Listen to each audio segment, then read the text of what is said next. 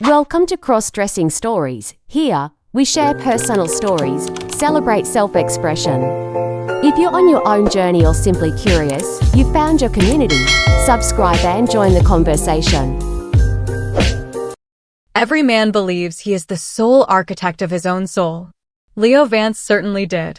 His life was a blueprint of straight lines and solid foundations, work, weekends, and the comforting, predictable rhythm of a small town.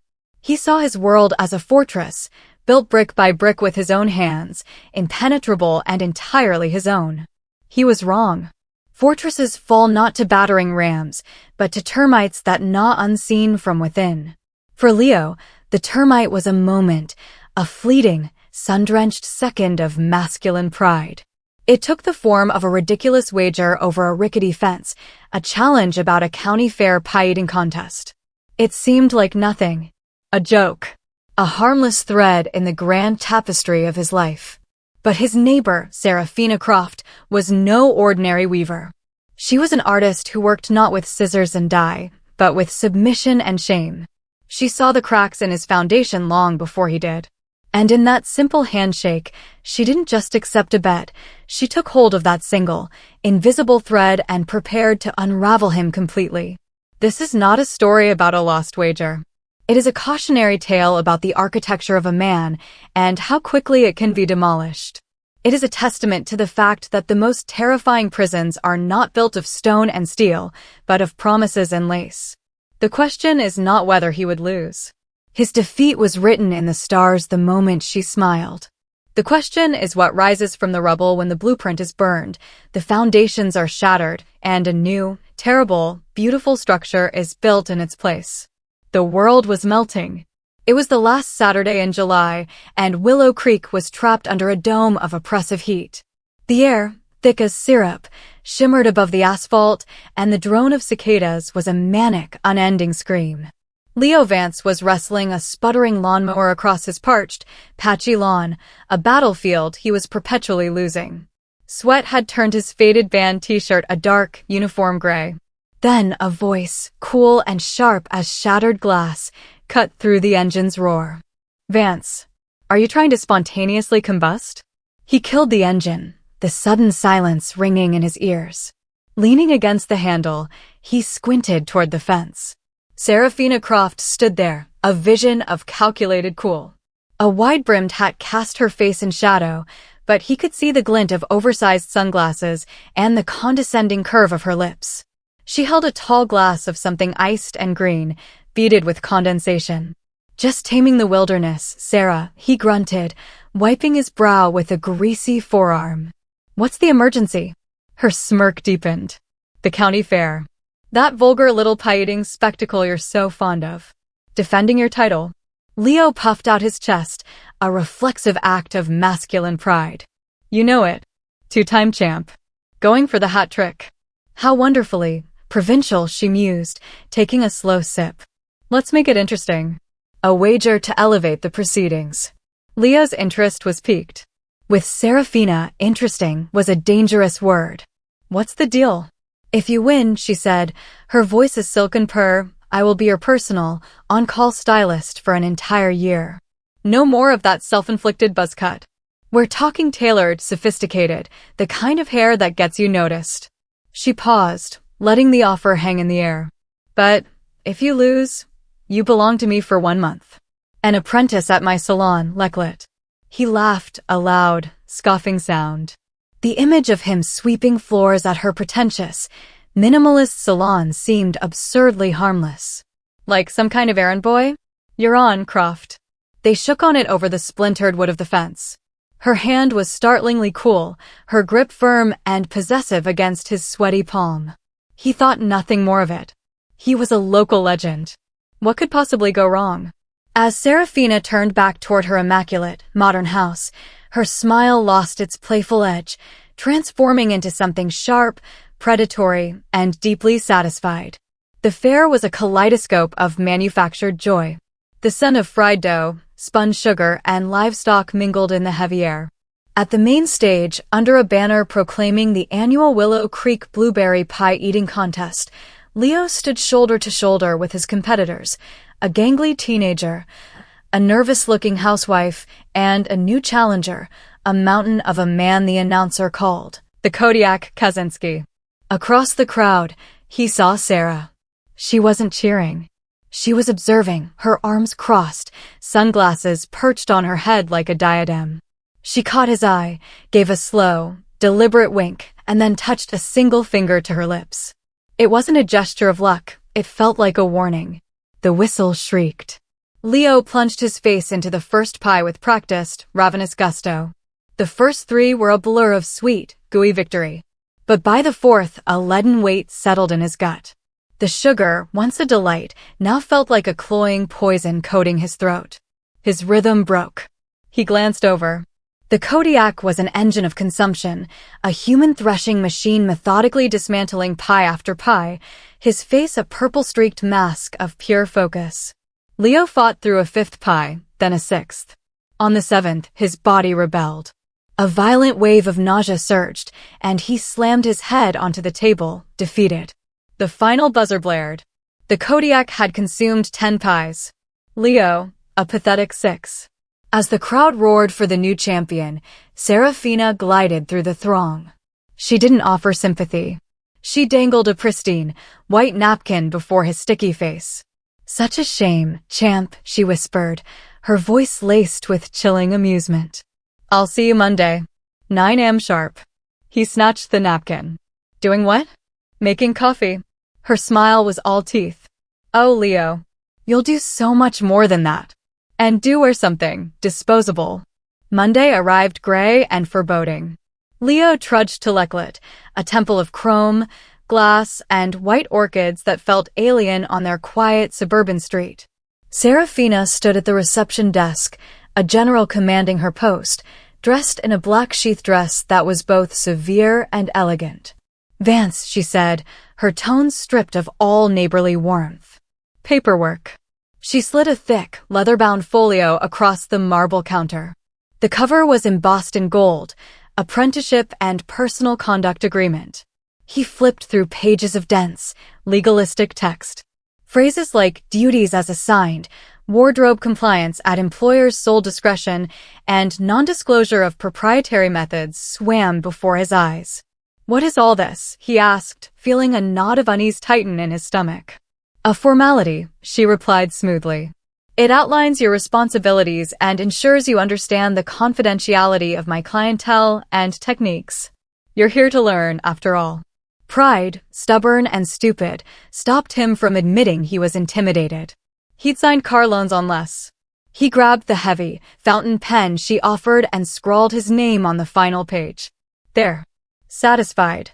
"Immensely," she said, taking the folio and locking it in a drawer as if it were a crown jewel. "Your uniform is in the back. Staff room. Change." He found the bag, expecting a smock or a polo shirt. Instead, his fingers touched not cotton, but silk and lace. He pulled out a delicate set of black lingerie. "What the hell is this, Sarah?" he sputtered, storming back out, holding the items between his thumb and forefinger as if they were venomous. She didn't even look up from her computer. "It's your uniform. The contract you just signed gives me complete authority over your wardrobe compliance. You're not my errand boy, Leo. You are my project. My raw material." His jaw went slack. "You're insane. I'm not wearing this." "Oh, but you will," she said, her voice dropping to a low, dangerous register. "That contract is legally binding. I had my lawyer draft it. We could discuss breach of contract, which would be financially devastating for you. Or," she finally looked at him, her eyes cold and hard, "we could discuss the non-legal ramifications. The social ones. A man who makes a bet and then welshes on it in a town this small? Trust me, Leo. You will put those on." Now, trapped and utterly outmaneuvered, he retreated to the staff room. His hands trembled as he stripped. The silk felt alien against his skin, a soft, chilling caress. The bra was a complex piece of engineering he fumbled with for an eternity. When he pulled his jeans and t-shirt back on, the lingerie was a secret fire against his skin, a constant, humiliating reminder of his new reality. For the first week, that was the extent of it. He swept hair, polished mirrors, and fetched cappuccinos, all while a quiet war raged beneath his clothes. Then came the waxing. A proper canvas must be smooth, Sarah declared, leading him to a private room where her top esthetician, a woman with unervingly serene eyes named Tara, waited with a pot of hot wax. There was no argument. The contract was law. The pain was searing, a ritual of purification that left his skin raw, red, and shockingly hairless. As he stared at his smooth legs, a strange, unsettling thought flickered through his mind. It didn't look bad. The next morning, his guy clothes were gone from the staff room. In their place hung a simple, slate-gray A-line dress, sheer stockings with a garter belt, and a pair of low, block heels. "Your new name is Ariel," Sarah announced, handing him a makeup case. "Leo Vance mows lawns. Ariel serves clients at Leclet. It's time you learned your new face." The following weeks were a dizzying, relentless deconstruction of Leo and the painstaking construction of Ariel. He learned to walk in heels, his initial clumsy stumbling slowly morphing into a tentative, graceful sway. He spent hours practicing makeup, his first clownish attempts gradually refining into a subtle, sculpted look that softened his jawline and highlighted his eyes. He learned to modulate his voice, to answer to Ariel, to curtsy when presenting a client with a mirror. The ultimate test came a week before his month was up. Sarah had secured invitations to an exclusive art gallery opening in the city. She dressed Ariel in a stunning, emerald green cocktail dress, a blonde wig styled in soft waves, and stilettos that were both a challenge and a promise. "If anyone recognizes you, you have failed," Sarah whispered in the car. "Tonight, you are not Leo Vance in a dress. You are Ariel, my protege. Act like it." Terror and a bizarre, intoxicating thrill warred within him. He navigated the crowded gallery, accepting champagne, making small talk about abstract expressionism, and fielding compliments on her dress. A distinguished older gentleman smiled and said, "You have a remarkable poise, my dear." No one saw Leo. They only saw Ariel. And Ariel, to his own astonishment, felt real. Powerful, even.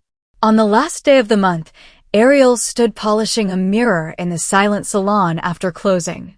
Serafina approached, not as a warden, but as a mentor. She placed two things on the counter before him. On one side lay his old, faded Metallica t-shirt and worn-out jeans. They looked like a relic from another man's life. On the other side, she laid a new contract. It was a single page. At the top, it read, "Partnership Agreement." "The month is over," Serafina said softly. "The bet is paid. You are free to go. Leo can walk out that door and never come back." She gestured to the old clothes.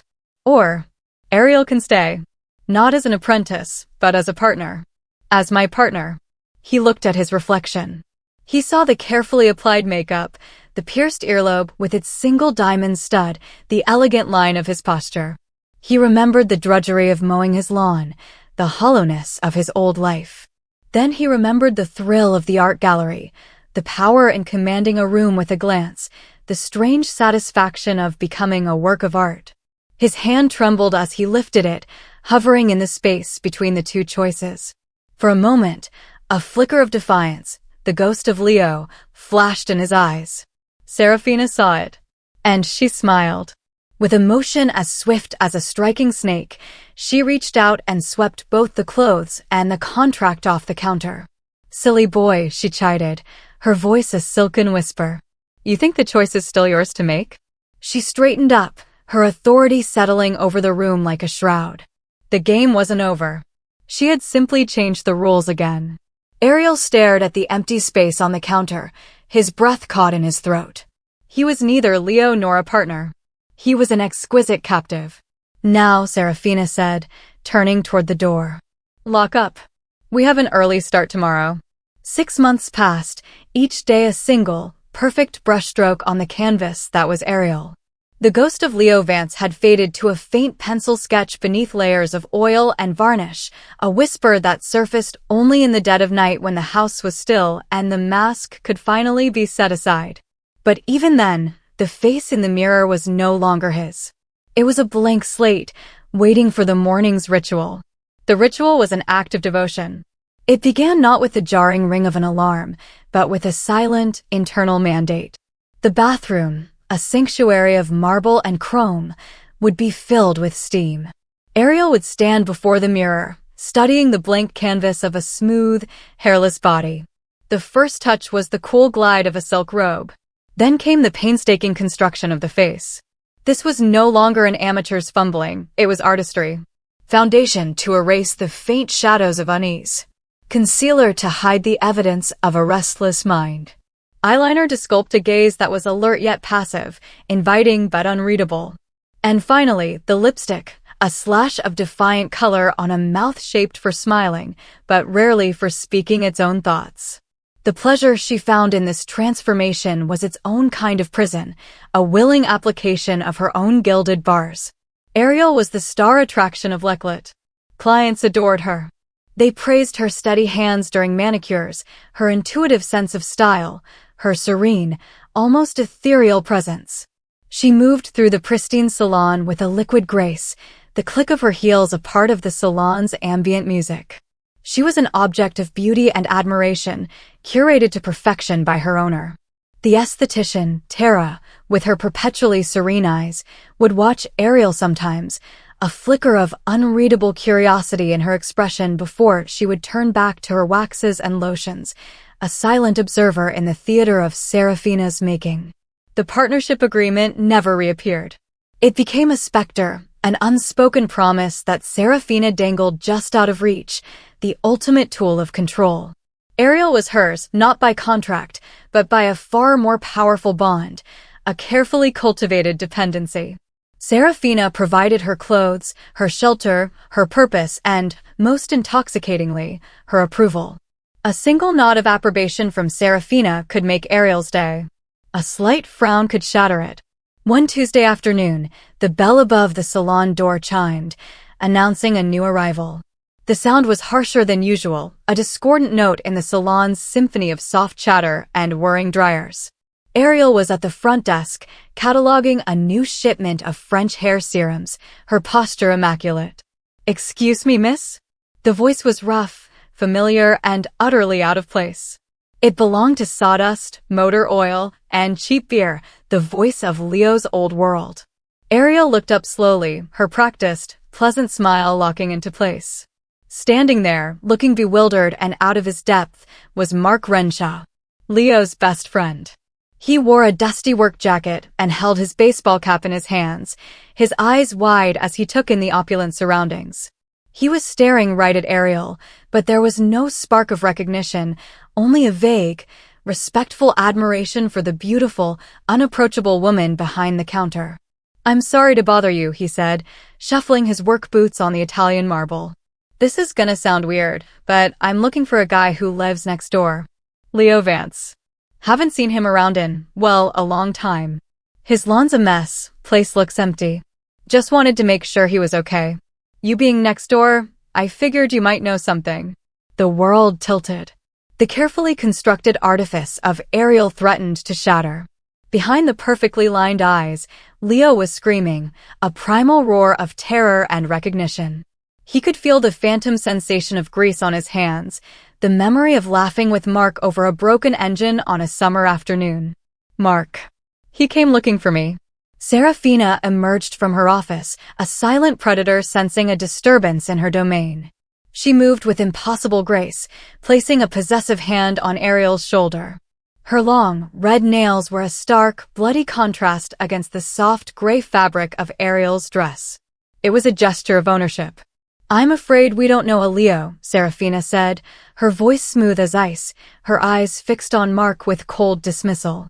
She then turned her gaze to Ariel, her look conveying a silent, chilling command. "And this." Now. The salon fell silent. Clients paused, mid-gossip. Stylists held their scissors still. Every eye was on the beautiful girl behind the counter. Mark stared, waiting, a hopeful, confused look on his honest face.